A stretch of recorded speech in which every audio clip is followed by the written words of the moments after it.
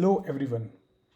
इस वीडियो में आज हम बात करने वाले हैं कि निफ्टी का टारगेट 30,000 होगा।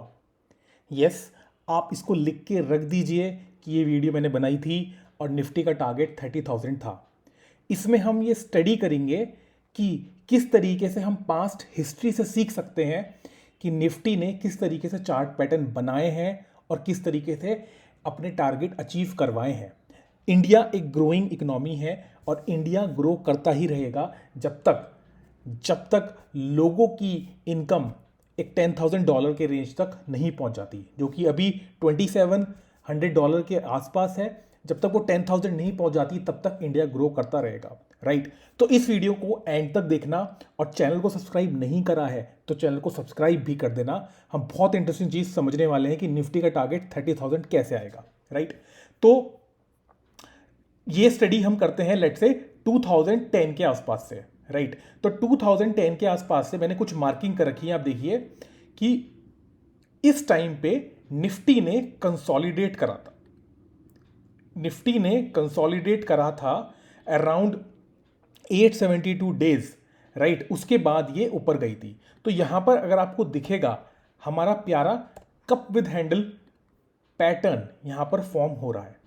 और अगर मैं इसका टारगेट देखूं तो ये 26% का टारगेट था, जो कि इसने बहुत ईजिली 260 डेज में इसने अचीव कर लिया था, राइट। अब हम आगे चलते हैं, आगे क्या हुआ था। फिर एक रनअप देने के बाद अगेन निफ्टी नीचे आया, एक चार्ट पैटर्न बनाया which is again cup with handle pattern. मैं आपको एक बार मार्क करके भी दिखाता हूं अगर आपको नहीं आता। तो ये एक कप है और ये उसका एक हैंडल है, राइट। सिमिलरली यहां पर ये एक कप था और ये उसका एक हैंडल था, राइट। टारगेट मेजर करा हमने, ये देखा 25% और ये अचीव हो गया। सिमिलरली यहां पर हमने टारगेट 23% था, मेजर करा विद इन 1 ईयर, ये अचीव हो गया। आगे चलते हैं। तो अब आप देखेंगे कि यहां पर एक बहुत अच्छा डाउनफॉल आया था। तो अगेन ये भी एक तरह का कप विद हैंडल या एक पैटर्न मान लीजिए कि जब इतनी डेप्थ आती है, इतने टाइम तक कंसोलिडेशन होता है, तो यहां पर ये पैटर्न फॉर्म हमें लगाना चाहिए। तो ये भी एक फॉर्मेशन थी और जो कि अचीव हो गया कितने टाइम में, विद इन 1 ईयर 38%। आगे चलते हैं। ये 2020 का कोविड वाला फॉल था, राइट। इसके बाद ये 2020 में अगेन यहां पर आप देखेंगे तो एक कप विद हैंडल फॉर्म हो रहा है, ब्यूटीफुल कप विद हैंडल। और इस केस में फिर से हमारा टारगेट मेजर हमने करा और ये हमारा टारगेट मेजर हो गया और ये अचीव भी हो गया कितने टाइम में, 204 डेज में, मतलब लेस देन 7 मंथ्स में ये टारगेट अचीव भी हो गया।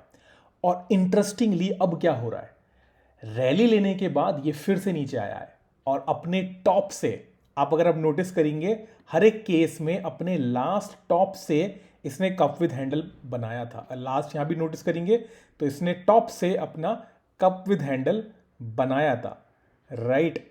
पीछे आते हैं, यहां पर भी यही हुआ था और आप इससे पीछे जाएंगे तो भी यही हुआ है। मैं आपको मल्टीपल केसेस दिखा रहा हूं कि ये कैसे हो रहा है।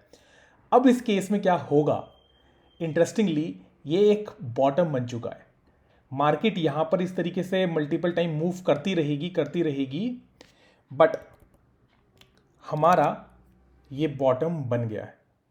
अब इससे अगर मैं टारगेट मेजर करूंगा और इसको ऊपर लेके आऊंगा तो guess what is the target. Yes, 30,000 is the target. आप यहां जैसे देख पा रहे हैं 30,534 is our target of Nifty 50। और अगर मैं यहां से मेजर करूं कि ये गेन एट दिस पॉइंट से कितना था, अगर मैं बॉटम से देखूं तो बॉटम से ये 38% है और आज के पॉइंट से देखूं तो ये 33% है।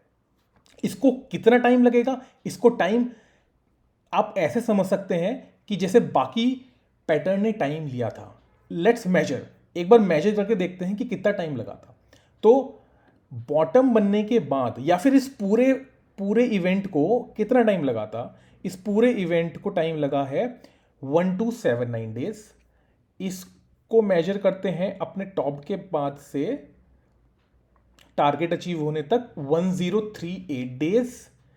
सिमिलरली इसको मेजर करते हैं अपने टॉप के बाद से कंप्लीट होने में 593 डेज। इसको मेजर करते हैं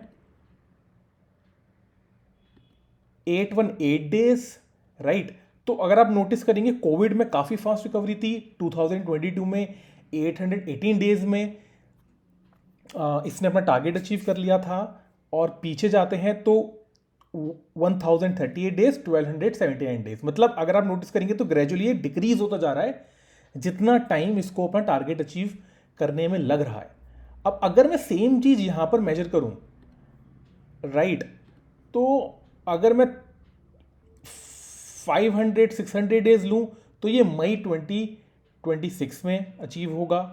और अगर मैं इसको और ज्यादा लूं,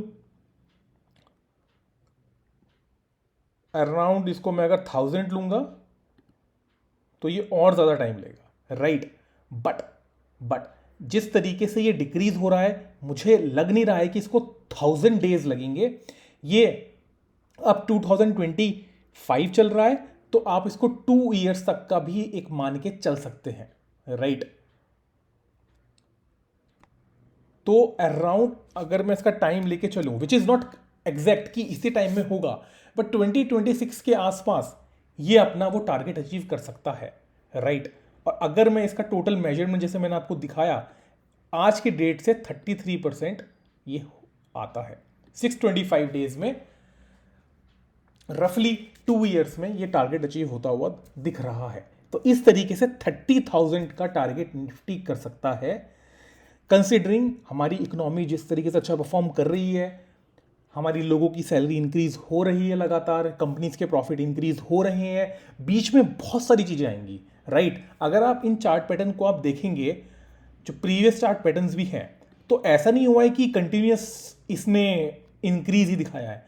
आप नोटिस करेंगे ये पहले नीचे आया, फिर ये ऊपर भी गया, फिर ये नीचे आया, ऊपर गया, नीचे आया, ऊपर गया, नीचे आया, ऊपर गया, फिर मैक्सिमम टाइम यहीं तक रहा, यहीं पर रहा, फिर ऊपर गया, फिर इसने रेजिस्टेंस लिया, फिर नीचे आया, फिर नीचे आया, फिर नीचे आया, फिर नीचे आया, फिर घूम के, उसके बाद घूम के ये वापस ऊपर गया है, राइट। तो इसने अपना एक इंडिविजुअल जो टाइम है वो लिया है, तो वो टाइम लेगा। बट इस एनालिसिस से हमको ये पता होना चाहिए कि निफ्टी 30,000 जा सकता है, और इसके अराउंड जो अपॉर्चुनिटीज आएंगी, फॉर एग्जांपल जब इस समय निफ्टी का बॉटम बन गया है, तो बहुत सारे जो लार्ज कैप्स हैं उनका भी बॉटम बन गया होगा, राइट। और जिस टाइम यहां से निफ्टी ने ब्रेकआउट दिया है, उस समय बहुत सारे लार्ज कैप्स ने भी ब्रेकआउट दिया होगा, तो हम उन स्टॉक्स में एंट्री ले सकते हैं। तो यहां पर दोनों अपॉर्चुनिटी है। अगर आपको बिल्कुल सेफ इन्वेस्टमेंट करना है तो आप निफ्टी 50 इंडेक्स फंड में इन्वेस्ट भी कर सकते हैं, राइट। और अदरवाइज आपको अगर अपॉर्चुनिटीज देखनी है इंडिविजुअल स्टॉक्स में, तो वहां पर जैसे मैं आपको अपनी वीडियोस में सिखाता हूं चार्ट पैटर्न के बेस पे, आप उनको भी इंडिविजुअली देख सकते हैं, जहां पर चार्ट पैटर्न फॉर्म होना स्टार्ट हो जाएंगे कुछ टाइम बाद से, राइट। तो इस वीडियो के लिए इतना ही। अगर वीडियो आपको पसंद आ रही है तो चैनल को सब्सक्राइब कर देना। अगर आपको इस तरह की और वीडियो चाहिए तो नीचे लिख देना I wanted to learn, and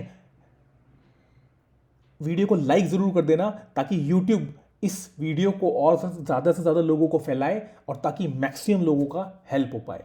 मेरा ऑब्जेक्टिव है हम सब लोग बहुत रिच बने, हम सबके घरों में बहुत खुशहाली आई और हम सब लोग बहुत खुश रहे। मिलते हैं अगली वीडियो में। Till then bye bye.